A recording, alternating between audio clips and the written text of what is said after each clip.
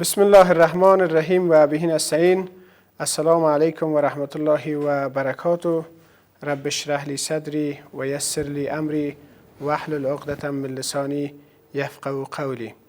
باز هم پروردگار منان را سپاسگزار هستیم تا توفیق داد و روز دیگر از روز مهمانی خدا را پذیرایی بکنیم و یک روز دیگر به فضل پروردگار روزه بگیریم. باز هم در خدمت شما عزیزان در برنامه سفره رمضان با مهمان عزیز و گرامی دیگری حاضر شدیم. پیش از اینکه مهمان عزیزمون را به معرفی بگیریم، میریم بسته معلوماتی که توسط همکارانم آماده شده با هم یک جا میبینیم، دوباره برمیگردیم.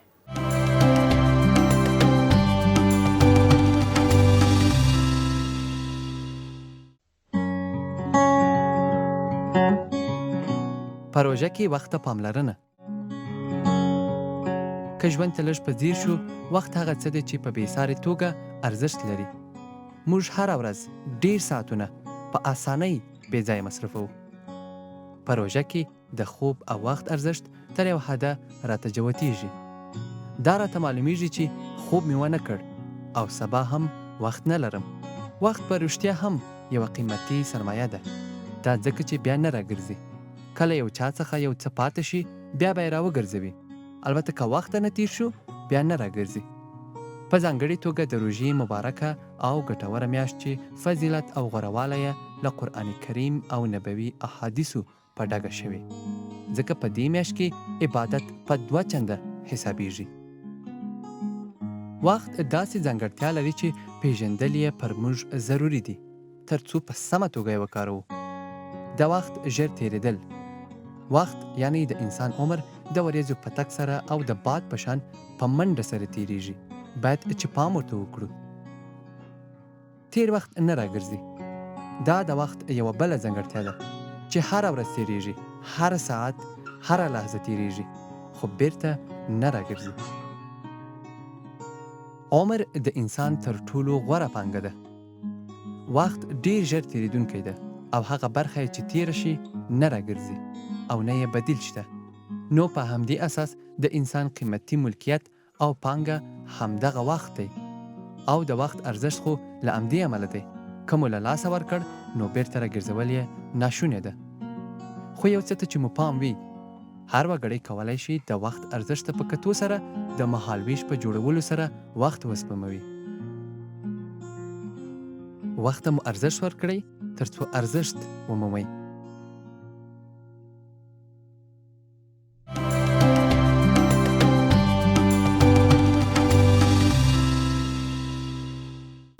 با سلام مجدد در خدمت شما عزیزان از برنامه سفره رمضان حاضر شدیم.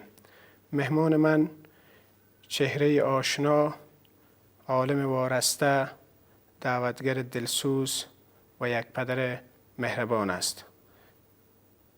او کسی نیست جز شیخ القرآن مولانا عبدالصبور عباسی، رئیس مجمع علمی علمای افغانستان. جناب شیخ صاحب، خوش آمدین به برنامه سفره رمضان و خیلی سپاس که با وجود مصروفیت ها باز هم افتخار بخشیدین و به برنامه سفره رمضان تشریف آوردین. الله دې وبخښه. تاسو هم تشکر او مننه چې ماته هم دا فرصت راکړه چې زه خپل خیالات او خبرې سره د الله او د رسول ویناوې له خپل ورونو سره شریک کړم. سلامت باشین جناب شیخ صاحب. با چهره شما بیننده های ما آشنا هستن. حداقل از تلویزیون خود ما هم تفسیر شما را به نشر میرسانیم و بیشتر از ما کرده با چهره شما آشنا هستند. حال میریم او پهلوهای دیگری از زندگی شما و درس‌ها و پرسش‌هایی را مطرح میکنیم که بیشتر در ذهن ما و بیننده های ما خطور میکنه. بریم از اول شروع کنیم. کار سختی نیست تفسیر و ترجمه کردن در ماه مبارک رمضان، بخصوص که شما هر ساله 3 ساعت 4 ساعت نشسته و تفسیر میکنین؟ الحمدلله والصلاة والسلام علی رسول الله محمد و آله و صحبه اجمعین. اصل خبره دا ده چې یو شي پورې ستا دلچسپۍ پورې اړه لري. نو روژه کې رمضان المبارک کې 4 ساعته 15 ساعته پورې موږ د قرآن د تفسیر درس کوو. خو دا د انسان دلچسپي پورې ده.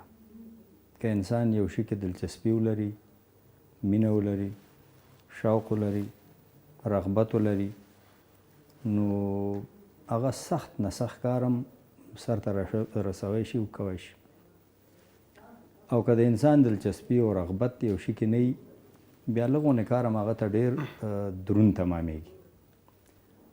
قرآن شریف سره زما د ځوانۍ د وخت نه دلچسپي ده.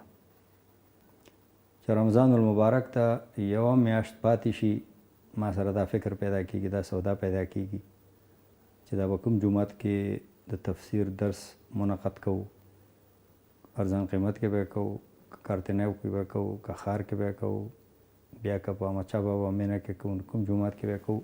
دا سودا راسره او بس دا مې شوق دی او محبت مې دی د الله کتاب سره، او ډېر خوشحالېږم چې د الله د کتاب خدمت وکړم.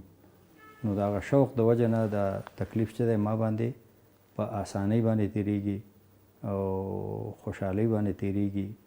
که ناسې عالم اسباب کې چې سړی فکر کوي روژه کې لږه مې تنده مې عمره مې یو حد ته ورسېږي او 4 ساعته 3 ساعته او 15 ساعته مسلسل د قرآن عظیم شان درس کول عملا خو ګران کار دی. خو الله مرسته کوي، الله کومک کوي او د انسان خپل رغبت او دلچسپی انسان ته همت ورکوي او حوصله ورکوي. بله، خیلی ممنون. استاد، رمضان برای شما چه مفهوم داره که همون قسم گفتین علاقمندی و شوق شما در ماه مبارک رمضان برای ترجمه و تفسیر قرآن کریم بیشتر میشه؟ اول بگین که رمضان چه مفهوم داره به شما؟ رمضان المبارک خدا د نیکیو پسرلی دی او د نیکیو موسم بهار دی.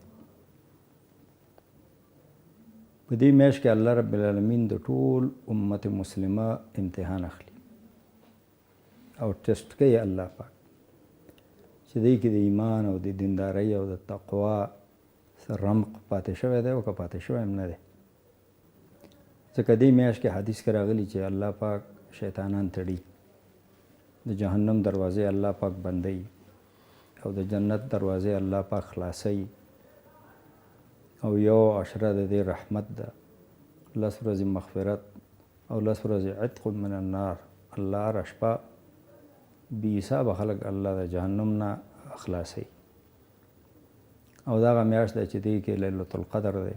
لیلة القدر کې الله رب العالمین د قرآن د نزول آغاز او پیل الله د لیلة القدر نه کړی دی. رمضان مبارک کې الله رب العالمین د نفل ثواب د فرض په اندازه ورکوي او د فرض ثواب الله رب العالمین یو په 80 باندې ورکوي. نو دا یو قسم د نیکیو موسم بهار دی. بل طرف ته دا د تقوا او د دیندارۍ او د خدای پرستۍ یو عمومي ماحول هم جوړوي. که نر دی که ښځه ده، که سپین ږیری دی که ځوان دی، که دوکاندار دی که موټروان دی، ټول خلک روژه. نو دا هغه یو ماحول هم تیاروي. نو دا اصل کې د نیکیو ماحول دی. او نو داسې وخت کې هم چې څوک بیا نیکي نه کوي او په داسې وخت کې هم بیا څوک روژه نه نیسي یا په داسې وخت کې څوک لمونځ نه کوي یا په داسې وخت کې څوک ګناه کوي، نو هغه په حقیقت کې ختم شوی او د هغه ایمان ډېر ضعیفه شوی او د هغه ایمان ډېر کمزوری شوی. نو الله رب العالمین دې میاشت کې یو طرف ته د مسلمانانو ایمان ګوري، عقیده ګوري او د تقوا مرتبه او درجه ګوري، او بل طرف ته الله رب العالمین مسلمانان ته د ثواب ګټلو چانسونه برابروي. یعنی رمضان المبارک میاشت د ثواب د چورولو، د ثواب د راغونډولو میاشت. هغه ورځ زما صفحه کې ما نه چا پوښتنه کړې وه، د بل چا څه پوسټ و هغه ما ته چا راولېږه چې هغې کې هغه لږ لیکلي و چې چند سال میشه ما فکر میکنم هیچ نفهمیدم که رمضان المبارک چه قسمی ضیافت پروردگار است، ضیافت رحمان است. با او جوان گفته بود که جوان نیک بوده که یک عالم متبحر اگر پیدا شود که این مشکل مرا حل کنه. با مورا گفتم این یقه به تباهرم ضرورت نداره. اصلا گفتم که ما میگیم رمضان دعوت خداست، میمانی خداست و بنده خدا. ذهن ما شما به طرف نان میره، ذهن ما شما به طرف مادیت میره، ذهن ما شما به طرف خوراکای خوب میره. او را هم الله میده. او نوشته کرده بود که این چه قسم ضیافت خداست که در اینجا قیمتی میشه. و ما گفتم اگر قیمتی میشه، خو نبی صلی الله علیه و سلم گفته که در این ما رزق مومن زیاد میشه. اگر قیمتی باشه رزق مومن زیاد میشه. خو اصلا ضیافت که از ضیافت دیست چیزایی را که پیش ما گفتم که اینجا ثواب است، اینجا اجر است. الله دروازه جنت باز کرده، الله دروازه جهنم بند کرده. الله اجر میده، ثواب میده. فرض ما یک با 70 نفل باندازه فرض الله اجر میده. این ضیافت روحانی است، این ضیافت معنوی است که الله د ایما به مسلمانان میده. دوم دا چې په دې میاشت کې الله رب العالمین انسانان نیکی ته تشویقي چې په دې میاشت کې خلک تراویح وکړي، منځونه وکړي، تلاوتونه وکړي، درسونه واوري، د قرآن تفسیر او ترجمه واوري. دا دې میاشت کې د قرآن تفسیر او ترجمه دا هم د یو فکر نه نشأت اخلي. هر کال په رمضان المبارک کې به جبرائیل علیه السلام نبی صلی الله علیه وسلم سره قرآن به تکرارو. کم کال چې نبی صلی الله علیه وسلم وفات شو، په هغه کال باندې جبرائیل امین نبی صلی الله علیه وسلم سره 2 کرته قرآن تلاوت کړی. حضرت عمر رضی الله تعالی عنہ په وخت کې به خلکو تراویح کولې، جمعتون ته بتله او قرآن نازل شوی په رمضان المبارک کې. نو قرآن او رمضان المبارک دا خپل منځونو کې یو تړاو لري. نو د دې د وجه نه چې قرآن کوم ځای کې ډېر ویل کېږي، قرآن سره خلکو تعلق پیدا کېږي. نو قرآن خو خیر طرف ته خلک متوجه کوي، نیکیو طرف ته خلک متوجه کوي. نو دې سره دا ماحول نورم روحاني شي او ماحول نورم دیني شي او خلک انفرادي ختمونه هم کوي. انفرادي خلک د قرآن ختمونه کوي. قرآن سره په دې میاشت کې رابطه طبعا او فطرتن هغه زیاتیږي او د هغې ډېر لوی روحاني اثرات په مسلمانانو باندې، فرد باندې او عالم اسلام باندې اجتماعاً هغې ډېر لوی اثرات چې دی هغه مرتب کیږي د قرآن عظیم الشان. بله، خیلی ممنون جناب استاد. یک قضیه که این روزها بیشتر سر زبان ها است قضیه کرونا است که نمازهای جماعت و ختم و تراویح با در نظر داشت تهدیدی که به صحت انسان ها امروزه مطرح است بخصوص در افغانستان، مسلمانان و مؤمنین چی کار باید بکنن؟ به تراویح بروند، به جماعت بروند یا راه دیگری است؟ اصل خبره دا ده چې د انسان حیات هغه په اسلام کې ډېر معتبر دی او د انسان حیات ته اسلام ډېر اهمیت ورکړی. الله قرآن کې فرمایلی ومن احیاها فکأنما احیا الناس جمیعا. چا چې یو نفس بچ که د مرګ نه او د مرګ د تهدید او خطر نه، نو هغه داسې شو فکأنما احیا الناس جمیعا، لکه هغه چې ټول خلق ژوندي کړي.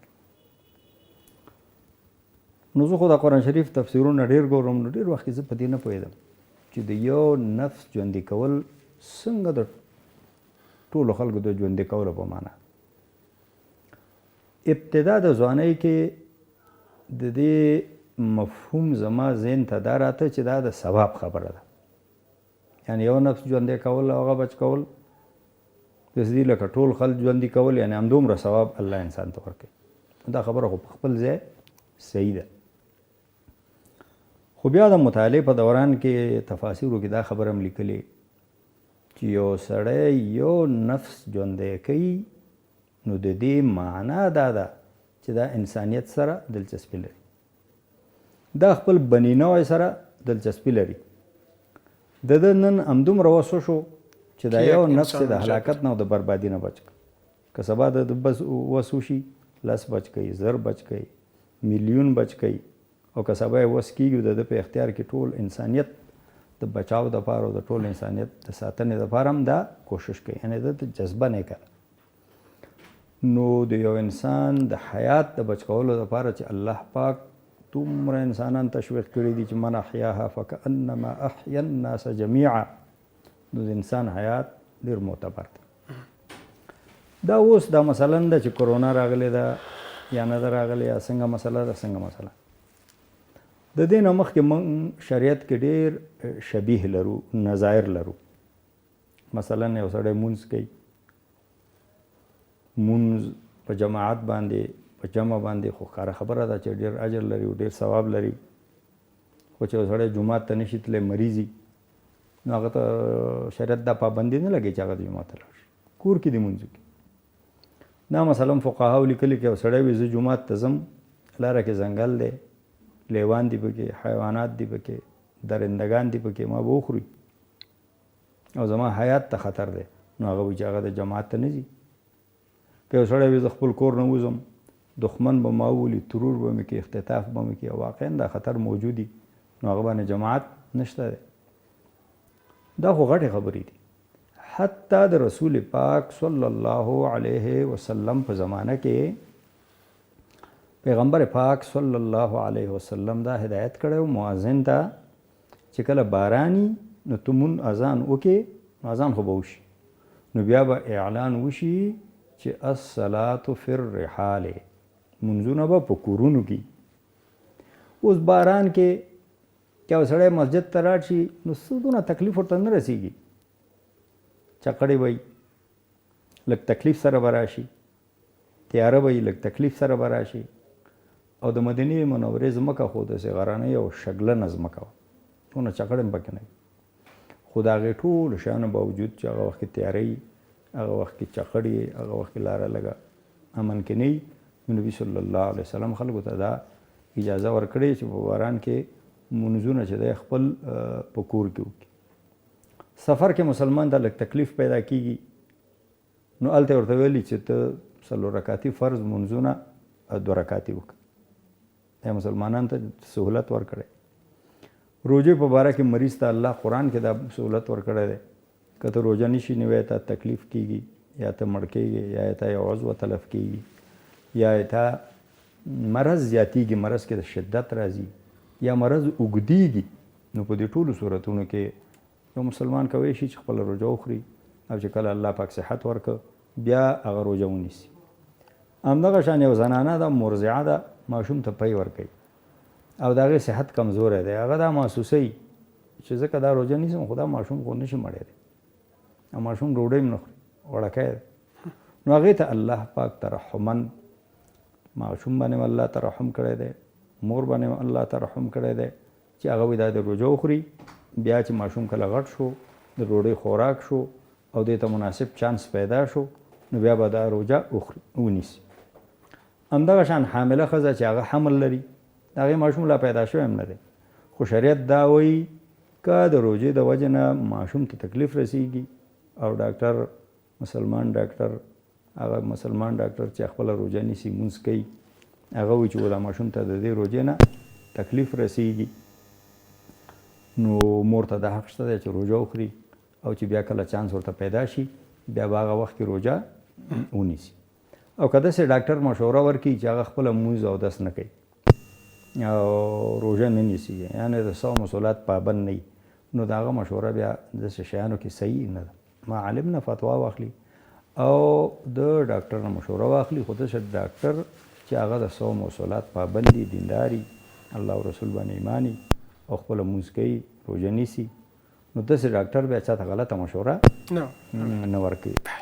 نو دا دونه رعایتونه چې شریعت ورکړي دي د همدې دپاره انسان صحت دپاره، د انسان د حیات د تحفظ دپاره، د انسان د سیکور کولو دپاره دا ورکړي. حج کې الله پاک چې کله سړی احرام وتړي نو شرعي حکم قرآن کې دا دی چې کله احرام وتړل شو نو هغه وخت کې ته چې دی ویښته کلوی نشي او خوشبوی نشي استعمالوی، د احرام خپلې پابندیانې دي. خو قرآن وایي چې ومن کان به اذى من رأسه، که چاته په سر کې تکلیف شي او د دې ضرورت محسوس کړي چې دا سر باید زه کل کم، دا ویښته باید زه وخورم، نو ودې خوري، خو د هغې ورته فدیه مقرره کړې چې د هغې دې بیا فدیه دې ورکړي. نو د انسان صحت ته خو دین ډېر خیال ساتلی. یو ځای کې اوبه شته، خو ته پوهېږې که زه په دې باندې اودس وکړم یا غسل وکړم ولامبم، نو دا زما بیماري ډېروي، یا زما بیماري شدیدوي، یا زما بیماري اوږدوي، یا زما یو عضو د یخ نه تلف کېږي، یا زما حیات ته په دې کې خطر پیدا کېږي. نو ورته ویلي دي چې که اوبه یم تیمم په دغه صورتونو کې کېږي. دا ټول د انسان صحت الله پاک خیال ساتلی. که کرونا داسې یوه مسله خطر جدي او متخصصین ډاکټران، هغه ډاکټران چې مونځ اودس کوي، هغوی دا محسوس کړي چې یاره خلک د تراویح ته نه راځي، تراویح د خلک کور کې وکړي، نو کور کې دې وکړي که د دې ضرورت. او تراویح چې دی مسجد کې هم کېږي، او تراویح چې دی کور کې هم کېږي. کور کې هم تراویح کېږي، مسجد کې هم تراویح، دواړو ځایونو کې تراویح کېږي. نو خلک دې هلته وکړي، خو چې متخصصین رایه ورکړي او متخصصین مشوره ورکړي. بله. خیلی دلته چې زمونږ په ټولنه کې خلک دا شیان نه فالو کوي او نیته بني کوي، دلته داسې یو مصیبت پیدا شوی چې حکومتونو باندې د خلکو اعتماد نشته. که د حکومت د دارالفتاء نه اعلان وشي، خلک اعتماد نه کوي. که وزارت صحت عامه اعلان کوي، خلک اعتماد نه کوي. ځکه زمونږ د عالم اسلام د اوسني حکومتونه، زه یو افغانستان نه ښیم، همدا جنجال پاکستان کې حکومت جوماتونه بندوي او خلک په زور ځي په جوماتونو کې مونځ کوي. یعنې زمونږ د عالم اسلام چې کوم حکومتونه دي که هر ځای کې دي، هغه خلکو د دیني مرجع په توګه باندې تسلیم کړي نه دي. بس په دې معنا باندې خو تسلیم کړي دي چې حکومت دی بس یې بنو، څه بله لاره خو نشته.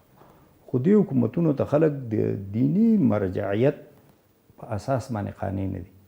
نو په دې وجه باندې د هغې رایه خلک دیني رایه نه ګڼي، د هغې رایه خلک مذهبي رایه نه ګڼي. سره د دې نه چې شریعت خدا دی چې یو حکومت اسلامي حکومتي، نو د هغې مشران، د هغې اولوالامر که کومه خبره د قرآن و سنت مطابق خبره کوي او د خلکو فایده کې خبره کوي، یا څه اجتماعي مسله باید خلک اطاعت وکړي. او خو د خلکو ذهنیت اوس داسې جوړ شوی دی، او دا ډېر لوی مشکل دی او ډېره لویه المیه ده. تر دې پورې چې ډېرو اسلامي ملکونو کې، بالخصوص زموږ ګاونډي ملک کې په حکومت باندې دا تهمتونه ولګېدل چې دا خو خلک د جمعو نه منې کوي، دا خو خلک د منځونو نه منې کوي، او ډېر مشکلات پېښ شو. نو دا هغه مسله ده چې حکومتونه خلک د مرجع په حیث باندې نه مني. بله. استاد، یک قضیه دیگه هم قضیه غرغره کردن یا کلی کردن آب و نمک در جریان روز و روزه‌داری است. در این مورد دیدگاه شما چی است؟ نه، دان شستن و او خو صحیح است، خو غرغره صحیح نیست. این در خود حدیث آمده که صحابی را نبی صلی الله علیه وسلم میفرماید که در روزه برش میگه که استنشاق خو ولكن ولا تبالغ، تا تو مبالغه نشو. یعنی در روزه مردم استنشاق میکنه، در بینی خود آب میریزه و امی قسم مزمزه که در دان آب انداختن است. لیکن غرغره و آب بیخی بالا کش کردن ای در روزه شرعا درست نیست. اگه یک نفر خدا نخواسته او را کرونا گرفته باشه، ویروس او را گرفته باشه، با او خو باید روزه نگیره، او مریض است، او با غرغره هم کده میتونه و هر چیز کده میتونه. این غرغره های احتیاطی و این چیزها را که مردم میکنه، این باید بعد از افطار شوه و قبل سحری دو وقت شوه که اذان نشده باشه. بله، خیلی ممنون استاد. ما هم چون صحبت‌های شما خیلی مهم بود مداخله نکردیم، در میان صحبت‌هایتان مستفید شدیم. استاد، در مورد مجمع علمی علمای افغانستان بگوین. این مجمع علمی علما چه وقت تشکیل شد و چه فعالیت‌ها داره؟ مجمع علمی علمای افغانستان د اخرو څو کلونو کې جوړه شوې ده، او د دې موخې او د دې اهداف دا دي چې علماو کې اتحاد او اتفاق راشي، او علما په فروعي مسایلو کې افراط ونه کړي او ډېر تشدد ونه کړي، یو بل تحمل کړي. هر چا ته دا حق حاصل دی چې هغه د خپلې رایې اظهار وکړي، خپله خبره وکړي، خو بل باندې بې ځایه ردونه، بل باندې بې ځایه نیوکې او د یو فرقه پرستۍ ماحول دا باید جوړ نشي. او چا باندې دا پابندي هم لګول نه دي پکار چې هغه د خپلې رایې اظهار ونه کړي. ودې دي هغه د خپلې رایې اظهار وکړي. صحابه وخت کې مسایلو کې اختلاف راغلی، تابعینو وخت کې مسایلو کې اختلاف راغلی، ائمه مجتهدینو وخت کې په مسایلو کې اختلاف راغلی، په مسلمانانو کې 4 معتبر فقهي مذاهب تشکیل شوي، خو دا فروع کې اختلاف دی. دا باید موږ تحمل کړو. د مجمع علمي د ټول نه غټ کار یو دا. بل موږ علماو ته دا خبره په ګوته کوو چې یو هغه اختلاف دی چې هغه په اصولو د اسلام کې دی، یهودو سره، نصاراو سره، ملحدینو سره، دهریانو سره، زندقانو سره، الله او رسول او آخرت نه منکرینو سره چې زمونږ اختلاف دی، هغه اختلاف په اصولو د اسلام کې دی. د اسلام په اساسي اصولو کې چې څوک اختلاف کوي خو کافر دی. مثلا یو سړی آخرت نه مني، یو سړی رسالت نه مني، قرآن نه مني، وحی نه مني، نبوت نه مني، الله توحید او یووالی نه مني، هغه یو اختلاف، هغه واضح دی. دوم اختلاف چې دی بیا په مسلمانانو کې دننه دی، هغه اختلاف دی په اصولو د اهل سنت والجماعت کې. اهل سنت والجماعت چې کوم اصول وضع کړي دي په عقایدو کې او په افکارو کې او په ځینو اعمالو کې، نو هغو کې که څوک موږ سره اختلاف کوي هغې ته موږ کافر نه وایو، هغې ته موږ ګمراه وایو. لکه معتزله اختلاف کړی، خوارجو کړی دی، مرجعو کړی دی، جهمیو کړی دی پخوا زمانې سره، او نه زمانې سره نوي معتزله هم پیدا کېږي په مسلمانانو کې، نو هغې ته موږ وایو چې دا ګمراه شوی دی، لاره ته خطا شوی. ځکه هغه اصول د اسلام خو مني که نه، قرآن مني، الله مني، رسول مني، آخرت مني، جنت مني، دوزخ مني، وحی مني، نبوت مني، دا ټول شیان مني، خو د ځینو مسایلو تعبیرات خطا کوي او غلطې کوي، نو هغه دلالت دی. دریم اختلاف چې دی هغه په فروعي مسایلو کې دی. څوک وایي امین په زوره دی، څوک وایي استاد، څوک وایي چې رکوع ته ځې لاسونه به جګوي، چې رکوع ته نه بیا پاسېږي بیا به لاسونه جګوي، دې ته رفع الیدین وایي، دی ملایي جوه کې. او څوک وایي دا نشته، اول کرته به لاس اوچتی او بیا اخر پورې نور بیا لاسونه اوچتول نشته. نو دا فروعي مسایل دي. خو فروعي مسایلو کې یو سړي ته خو دا حق حاصل دی چې هغه وایي زه رفع الیدین نه کوم، بل ته دا حق هم حاصل دی چې هغه وایي زه کوم، خو یو ته هم دا حق حاصل نه دی چې بل ته وایي ستا مونځ ونه شو، چې رفع الیدین والا راپاڅېږي او دا بل ته وایي چې ستا مونځ خو ونه شو، یا دا بل وایي چې ستا ونه شو. د ټولو کېږي، ځکه دا فروعو کې اختلاف دی، او فروع کې اختلاف صحابه او تابعینو او د ائمه مجتهدینو په وخت کې و. نو کوم خلک چې دې کې افراط کوي او تشدد کوي هغه صحیح نه کوي. بله، خیلی ممنون جناب استاد. ادامه بحث را بعد از نشر کلیپ احساس با هم دنبال میکنیم.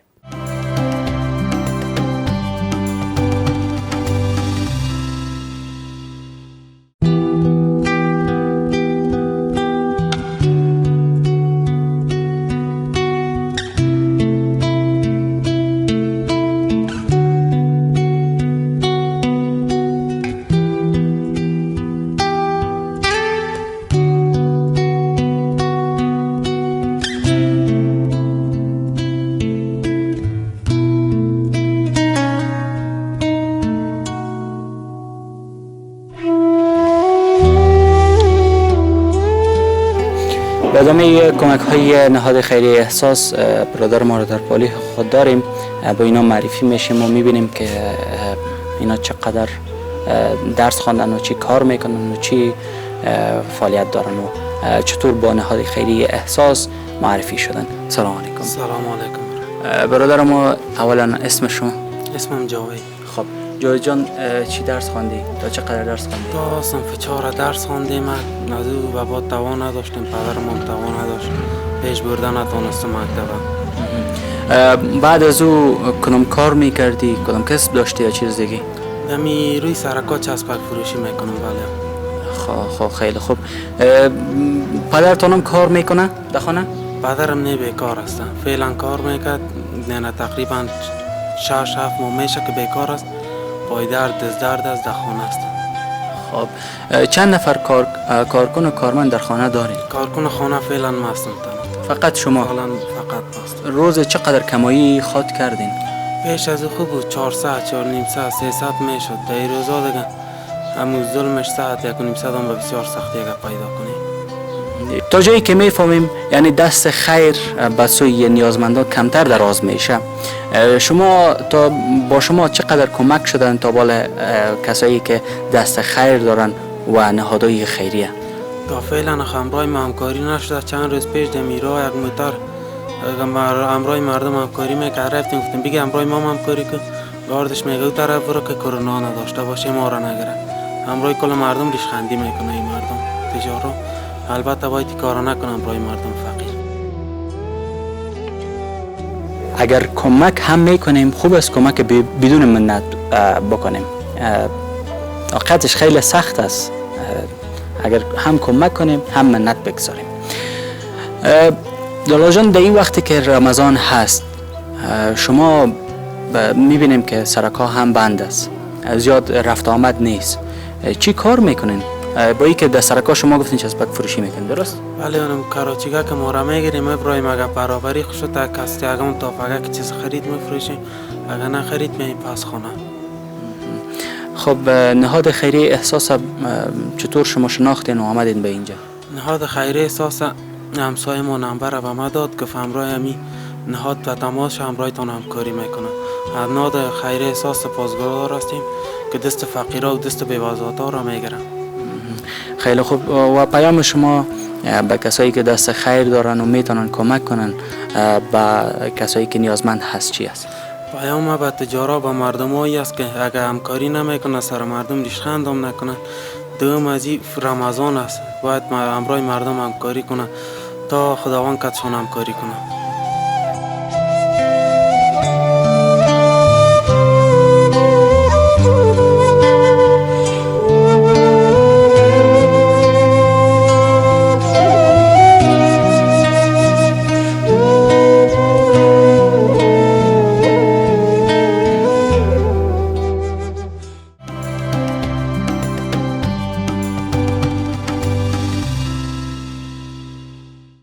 سفره رمضان از شبکه جهانی تلویزیون هلال هستید و مهمان من جناب شیخ القرآن مولانا عبدالصبور عباسی رئیس مجمع علمی علمای افغانستان است. لحظات افطار در حال رسیدن است و ما هم از جناب مولانا صاحب میپرسیم که امون لحظه معنویی که یک بنده در رمضان در نزدیکی با خدا حس میکنه هرچند که در وصف نمی گنجه اما باز هم اگر توضیح بدین که چگونه لحظه می باشه. هغه مسلمان چې د هغه روجه شعوري روجه او شعوري هغه روجه کی هغه پوهیږي چې دا د الله حکم دی، دا زه په ځان باندې تطبیقوم، دا د الله امر دی، زه په ځان تطبیقوم او الله ماته د دې اجر راکوي. او اره لحظه اره تنده او لږه تکلیف چې هغه باندې راځي هغه پکې دا توقع لري چې ماته په دې کې اجر شته او الله به دې کې ماته اجر راکوي او ثواب به راکوي. نو هغه ډېره فایده اخیستی شي، ډېره استفاده کوی شي او ځان الله ته ډېر نږدې او الله ته ځان ډېر اقرب محسوسوی شي. خو چې د کومو خلکو روژه هغه شعوري روژه نه وي، هغه رواجي غوندې یو روژه نیسي، نو د هغې خلکو خو فرض پوره کېږي، بس روژه ده نیولې ده، فقهي لحاظ باندې خو هغې باندې حکم کېږي چې ده دا فرض پوره کړي، خو عملا هغه هغسې استفاده نشي کوی چې هغه مسلمان یې کوي چې هغه شعوري روژه نیسي، د الله حکم د تطبیق په اساس باندې روژه نیسي او هره لحظه دا ګڼي چې الله دا تکلیف ستا دپاره، الله دا تنده ستا دپاره، الله دا ولږه ستا دپاره، الله دا کومه سستي او کسالت چې ما کې پیدا شوی دا زه برداشت کوم، الله دا ستا دپاره. همدې وجه نه حدیث کې راغلی نبی صلی الله علیه وسلم فرمایلی من صام رمضان ایمانا و احتسابا غفر له ما تقدم من ذنبه. څوک چې د رمضان روژه د ایمان په اساس باندې ونیسي، د شعور په اساس باندې ونیسي، ایمان هغه دې ته وادار کوي او د ثواب دپاره، د اجر نیتی د ثواب نیتی الله ته تقرب او الله ته د نزدېوالي نیتی نو غفر له ما تقدم من ذنبه استاد نو د چې مخکې څونه ګناهونه دي هغه ګناهونه ورته الله پاک معاف کړي. اوس چې څوک د ایمان او احتساب په اساس باندې روژه نه نیسي اوس یو فرض دي پوره کوي نو د هغه فرض به پوره شي څه اجر به هم الله ورکړي. خدای ونه ویلی چې غفر له ما تقدم من ذنبه. گناه د هغه روزه‌دار بخل کیږي چې د هغه روزه شعوری روزه ای. استاد در یک از صحبت‌های استاد مزمل اسلامی بودیم استقبال از برنامه استقبال از رمضان بود. گفتن وقتی که بنده کله چه بنده وای یا رب پروردگار وای چه لبیک عبدی صغاره میشه این شما شرح بدین که چگونه یک چی است اما لحظه ای که بنده نهایت نزدیکی را با پروردگار احساس میکنه خدا مغه لحظه ده کنه چې د انسان شعور بیداری عقل بیداری او د چې کله الله ته دعا کوي نو الله ته لبیک وایي. او قرآن خپل وایي ادعوني استجب لكم.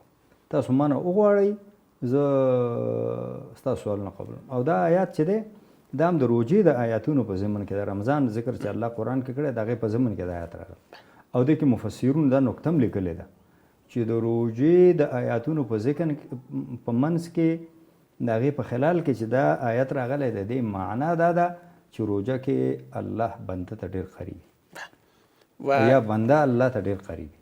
نو چې کله بنده الله ته سوال کوي بنده الله ته لاسونه نیسي نو الله رب العالمین په ډېره ښایسته طریقه باندې هغه د بنده اجابت کوي. و همین لحظات که آمد آذان افطار است اگر دعای بکنیم او کدام دعا استاد؟ نو خو واضح هست که در حدیث آمده که در این وقت الله دعا را قبول میکنه. خو که هر دعا را تو خوش داری. از نبی صلی الله علیه وسلم پرسان کردن که اگر لیلة القدر باشه شما کدام دعا را انتخاب خود کردین؟ او گفت اللهم انك عفو کریم تحب العفو فاعف عني. الله تو عفوستی الله تو کریم استی و عفو را خوش داری تو از ما عفو کن. ما این دعا را خواهد کردم. انتخاب خود انسان ما هم امروز در این برنامه افطار همی دعا را میکنیم اللهم انك عفو کریم تحب العفو فاعف عنا فاعف عني. اللهم لك صمنا و بك آمنا و على رزقك وقت آذان فرا رسیده و ما هم میریم به طرف افطار. شما هم افطار بکنین و در دعاهایتان ما را فراموش نکنین.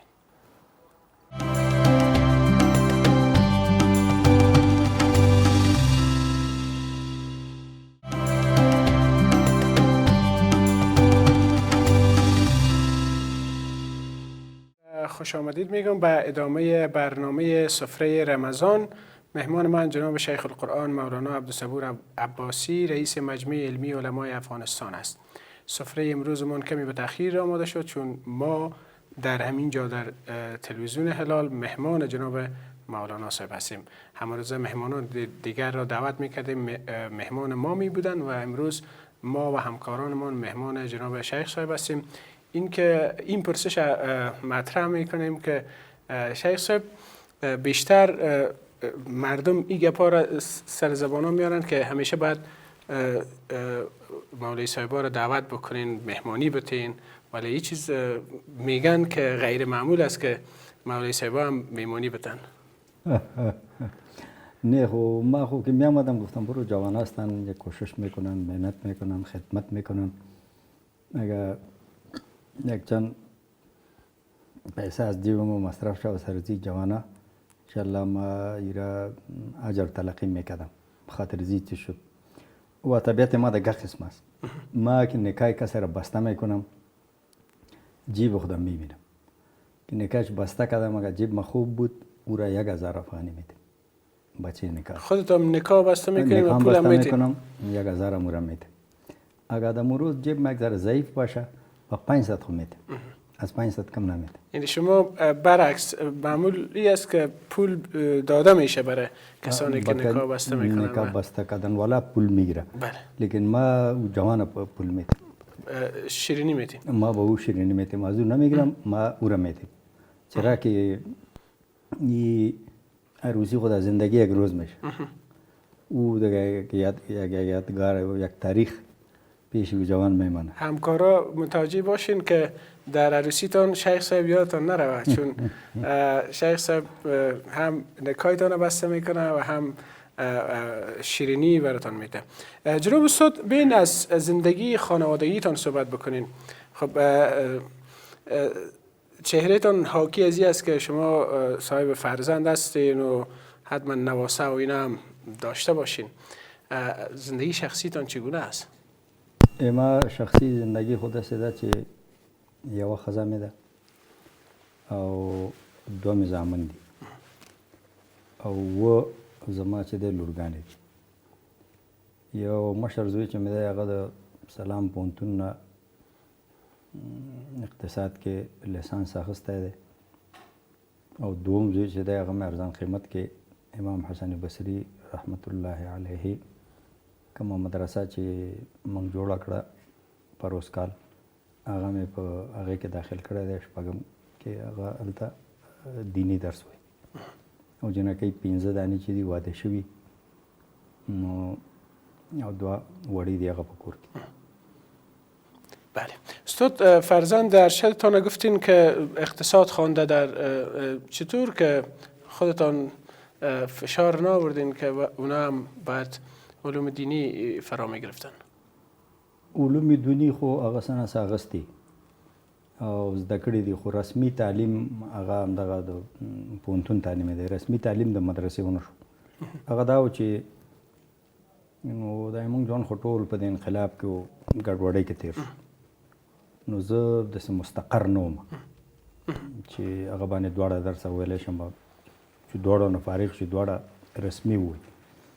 نو زمونږ د هغه اقتصادي حالات، معاشي حالات، اجتماعي حالات بس هغې کې همدومره کیدی شو د څومره چې وشو. دیني زده کړې شته خو رسمي درس هغه پوهنتون ویل. یعنی شما از این بابت ناراحت نیستین بلکه او را هم یک عرصه خدمت میدانین؟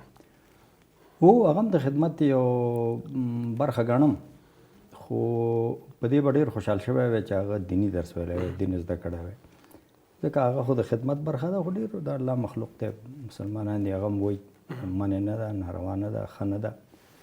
خو زموږ په خیال باندې خو افضل تعلیم هغه د دین تعلیم او د دې دا معنی نه ده چې نور تعلیمونه منې دي. اقتصاد ویل هم فرض کفایي دي، انجینري هم فرض کفایي ده، طب هم فرض کفایي ده، ټول علوم فرض کفایي دي په مسلمانانو باندې چې باید زده کړي. دا موږ چې دې ځای نه د علاج دپاره هندوستان ته ځو، پاکستان ته ځو، ایران ته ځو، دې باندې موږ ټول ګناهګار یو. ځکه یو ټولنه کې باید طبیب وي چې هغه بل چاته احتیاج بل چاته احتیاج نه وي. انجینري باید بل ملک نه رانه وړي. دا فقهاو د خپل کتابونو کې لیکلي چې یو لوی کلی په هغه لوی کلي کې یو عالم، یو مفتي نه وي چې هغې دیني مسلې حل کړي. هلته طبیب نه وي چې د هغې صحي مسلې حل کړي. هلته نور متخصصین د علومو فنون نه وي. نو ټول کلی ګناهګارېږي الله ته، ټول کلی ګناهګارېږي. نو علوم ټول ښه دي، ټول بهتر دي، ټول غوره دي، خو ښکاره خبره ده چې دیني علم د ټولو نه افضل دی. هغه کې د الله شناخت راځي، د الله پېژندګلوي راځي او قرآن خدمت پکې کېږي، هغه د الله کتاب دی. نو خو بهتر دی. نو زه به خوشحال وی چې دینی ویلی وی. نو د همدې وجه نه مې دا بل په مدرسه کې داخل کړم. استاد، از زندگی خانوادگی بگوین. شما در امورات خانه سهم میگیرین با وجود مصرفیت ها، یا از آشپزی شروع تا هر کاری که در خانه است؟ تلویزیون کې کېدای شي یو سړی خپل تعریف او هغه وکړي. نه، زه دا کارونه نشم کوی. شوق مې چې څه مرسته وشي او تیوریکل او تصوراتي لحاظ باندې مې ذهن جوړ دی، خو دونه مصروفیت یې، دونه منډه تړلی هغې چې لږ وخت پیدا کېږي نو موږ کتاب راواخلو چې زه دا کتاب به وایو. نو د هغې د وجه نه داسې چانس نه پیدا کېږي. یا شاید هم اعضای خانواده برای شما فرصت نمیتن که شما در تدبیر منزل هم سعیم باشین؟ بسیار کم دیگه. او بسیار کم است که او ما نمیتونم گفته که ما سهم میگیرم. بسیار کم است. یک چیز دیگه هم استاد، شما ماشاءالله 5 دختر دارین و 2 پسر. 7 دختر. دخترایتان بیشتر دوست دارین یا پسرایتان؟ نو هغې کې خو ما ته څه فرق نه راځي. لورګانې او زامن دواړه الله نعمت دی. الله انسان ته ورکوي ټولو سره محبت دی خو زموږ افغاني ټولنه کې داسې دی چې قبایلي ژوند دی هغه دی نو خامخا د انسان میلان زوی طرف ته به لږ زیات دا طبیعي حد پورې خو ما غیر طبیعي شوی نه دی لورګانو قدر هم کوم احترام هم کوم او راباندې ګران هم دی او د هغې حق چې ما باندې کم کېږي هغه هم د ادا کولو کوشش کوم. استاد سرگرمیتان وقتی که خب از این پرسش عبور میکنیم اگر خودتان خواستین پاسخ بدین تنها 1 دقیقه فرصت داریم هم سرگرمیتان بگین و هم آخرین حرفتان به ما و بینندای ما بگین. سرگرمی چی معنی؟ یعنی فرصت که میکنین از کارتان از مطالعه از اینا خسته میباشین مصروف چی میباشین؟ نفهمیده؟ تفریحتان چی است؟ تفریح زه چې رښتیا درته وایم د تفریم چې دی کتاب کتل دي. بله. تفریم هم دا دی.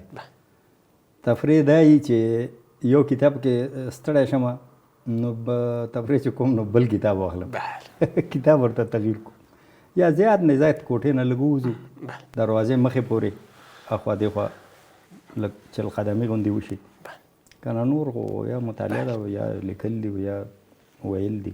بله. خیلی ممنون جناب استاد از حضور شما در برنامه سفره رمضان فیض بردیم. امیدوار هستم همچنان از دعایتان فراموش نشویم.